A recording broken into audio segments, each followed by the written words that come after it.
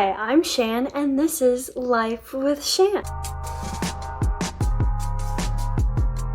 Today's video is all of the books that I have gotten so far this year. Some of my goals for this year was to buy significantly less books, as well as to work on my TBR count and get it down to 50. I do need to recount that and see what I'm currently at. Also have another goal of every book that I buy, I need to read it within 3 months of buying it. Help me keep from impulse shopping and continuously growing my TBR pile. It has worked so far. These books are a mixture of books that I purchased, books that were gifted to me, books that I pre-ordered last year that were available this year, as well as a book from a publisher, and I'm very excited for this. I love all things books, and I'm sure you guys do. Let's start with the first book I got this year. I got 2 books in January, one of them being The Hellbent, which is the sequel to Ninth House that I actually just did a recap video of. That way I could dive into Hellbent. It is thick, but it's supposed to be very good. It follows Alex Stern, who is a student at Yale University on scholarship. She is a member of one of the secret societies at Yale, and each of the secret societies have a magical power or type of magical power that they use, and then the students kind of use those powers to continue growing. At Yale University, they have the thinnest line between the living world and the gray world, which is the ghost world. So that's why there's all the secret societies there at Yale. There are a lot of plot twists. It's a really good first book, so I'm excited to dive into the second book. I don't want to spoil anything, but based on the synopsis, it picks up pretty much exactly where the first book ended, which is perfect for me. I've waited almost 4 years for this sequel. Now I'm currently reading Math, which is another fantasy read. It's the sequel to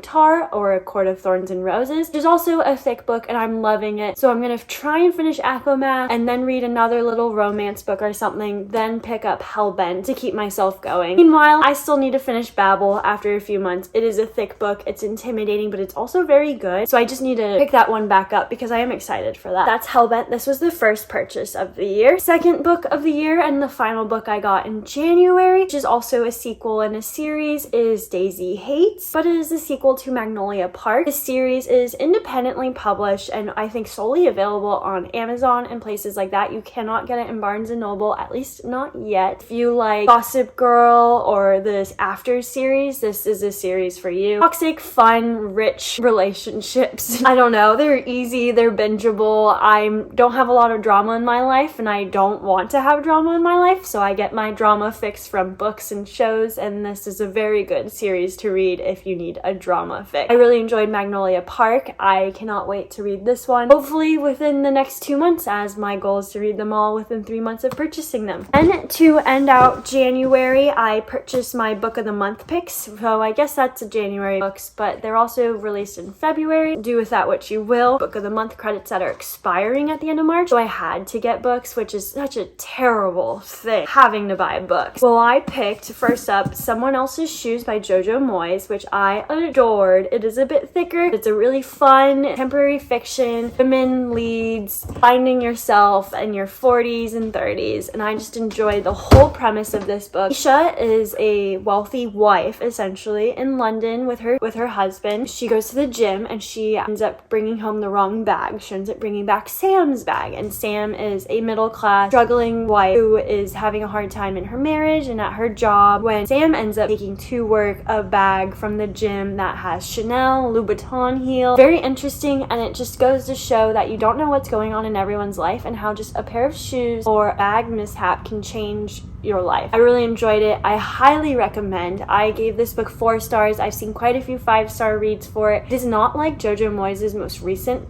book, which was The Giver of Stars, more historical fiction, but it is much more like her earlier books like Paris for One. Not as much romance, but definitely a lot of fun. I also got Really Good Actually, which I have not read yet. I'm hoping it's really good. I've heard a lot of great things about it. Essentially, it's about Maggie. Maggie, unfortunately, is 27. She's going through a divorce. She's trying to find out who she is as an individual again, getting support with new people. It's just supposed to be really relatable, all about family, me, and I'm not quite sure. I haven't read it yet, but I am intrigued just to have kind of a book about a girl around my age and the struggles she goes through. That sounds like I enjoy hearing about other people's struggles, but I enjoy feeling validated because we all have struggles and you don't always see that on social media, so it's refreshing to have that in a book. Then for my Galentine's Day book exchange, I got 2 books from Booking It with Maria, and I will tag her below. I love Maria. She is a dear friend of mine. We met online through my book club, the Bookish Book Club, a few years back. Since then, we've gone on trips together. We did the Wizarding World in Orlando, did Wilmington, North Carolina, where they filmed One Tree Hill, and we just have a lot of fun. I hope if you're watching this, Maria, I love you. Thanks for the gift. I'm so excited. The first book that I got was It Started With a Dog. Maria and I both love our dog. Dogs on this cover are exactly why I put it on my wish list. It takes place around Christmas, but I think it's just a typical rom-com. It doesn't have to be read around Christmas time. Here's a little bit of what It Started With a Dog is about. All Harper Thompson wants for Christmas is the huge promotion she's worked so hard, which she should get, as long as her launch of a hip new coffee house, Deja Brew, goes according to plan. Jonah Rogers is trying to save his family's coffee shop, Lucky Star, from going out of business, which will be tough with the brand new Deja Brew opening across the street. You don't really need to know much more. It's a romance. You can kind of tell where it's going to go. It seems like just a cozy, comfy read. I know it takes place around Christmas time, but I think you can be read any time of the year. I'm very excited for this. Thank you, Maria. Maria also got me The Dinner List, which isn't even 270 pages. I'm very excited for this. I might read it in between Acomath and Hellbent as kind of like a palate cleanser or refresh. Here's a little bit of what The Dinner List is about. At one point or another, we've all been asked to name 5 people, living or dead, with whom we'd like to have dinner. Why do we choose the people we do? And what if that dinner was to actually happen? But Sabrina Nielsen arrives at her 30th birthday dinner to meet her best friend. She finds at the table some unexpected guests, among them her favorite professor from college, Audrey Hepburn, and her ex, Tobias. While the wine is poured, appetizers are served, dinner table conversation begins, it becomes clear that there's a reason these 6 people have been gathered together. The Dinner List grapples with the exhilarating highs and devastating lows of first love and the unexpected detours of the road to finding your own happily ever after. I know Rebecca Serle is not for everyone. Her books are pretty short, sweet, and they typically have a plot twist that kind of makes you cry, and sometimes that's what I need. I just need a good cry and something that's a little short and sweet, so I am excited for The Dinner List. Next up, from the publisher Bloom Books, is Things We Hide from the Light, and I am so excited for this one, and so many other people are as well. This was published on Tuesday, February 21st, and it is the sequel or companion book to Things We Never Get Over. They are a bit thicker, but also the cover is a little thin in a way, like is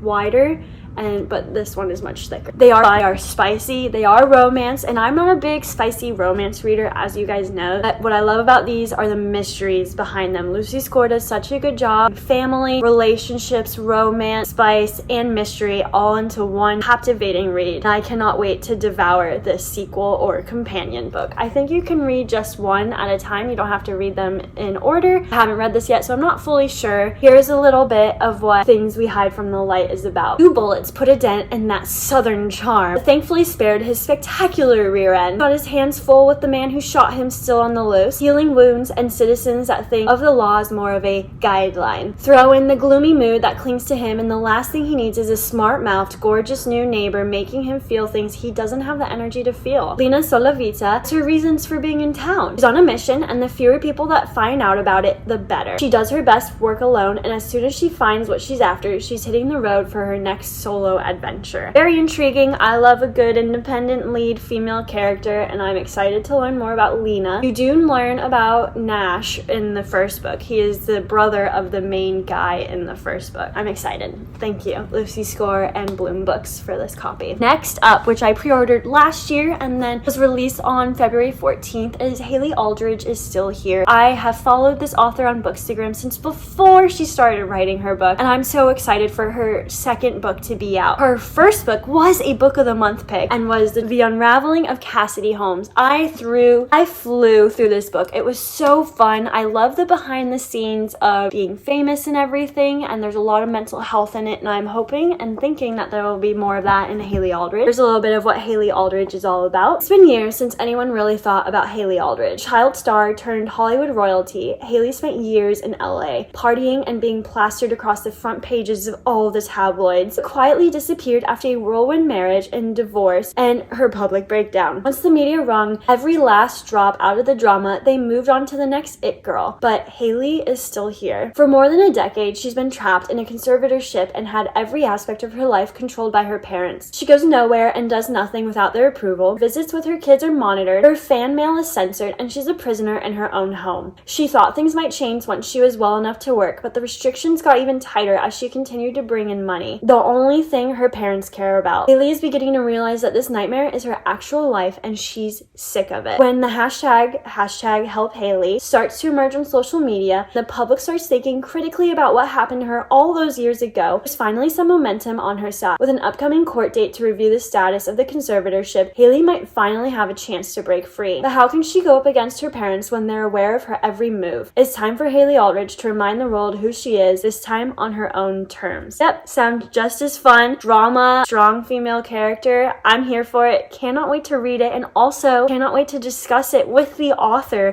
with the Bookish Book Club later in April. I'll tag that below if you're interested in joining us, and I can't wait to read Haley Aldridge. We are down to the final two books that I have gotten so far in 2023. Next up is Bravey by Alexi Pappas. Alexi Pappas is a professional runner who is very well known for not only her fast times, but also her passion in mental health and just being full on herself fearlessly and encouraging others to do the same. I'm excited to read Bravey by Alexi Pappas. A little bit about it is Alexi Pappas, a record-holding Olympic runner and critically lauded actress, filmmaker, and writer, seems like a woman whose dreams always come true. But the path to achieving one's goals is not always as smooth as it appears, and outward success is often accompanied by inner struggle. In Bravey, Pappas fearlessly shares her battle with depression and the tragic loss of her mother to suicide, and she describes the inspiring personal journey that helped her to emerge on the other side. Unflinching, exuberant, and entertaining, Bravey showcases Pappas's signature charming voice as she reflects upon the touchstone moments in her life and the lessons that have powered her career as both an athlete and an artist. Very intriguing and very excited to read Bravey. Last but not least is Begin Again by Emma Lord, and just the title itself has this Swiftie very excited. Begin Again follows one college student who thinks she has it all figured out. She's a psychology major, she's on track to graduate, she has her boyfriend, and she's just very happy with it until things start all apart. She means to transfer to a new university, and she finds out that her boyfriend is also transferring to her current school, and she just kind of doesn't know what to do, and then she meets a new guy, and I mean, it's a romance. You know where that's going. It's supposed to be fun, easy to read. I love cover. I love a good college early 20s book. I know I'm now in my mid 20s, but I still very much have that early 20s in me, just as I still read YA quite a bit, and I'm excited for Begin Again, and I'm just as excited to read all of the books I've accumulated throughout the beginning of this year. I cannot wait to read these. I also can't wait to count my TBR, my unread books, because I've been working really hard to focus on my unread books compared to buying books, so I'm excited to see how many I've gotten done so far this year compared to how many I purchased. We'll see. I hope I'm not disappointed or surprised, but I hope it's good. Thank you for watching. Like, comment, subscribe. If you have any upcoming books you think I should check out, comment them below. I hope you have a great day, everyone.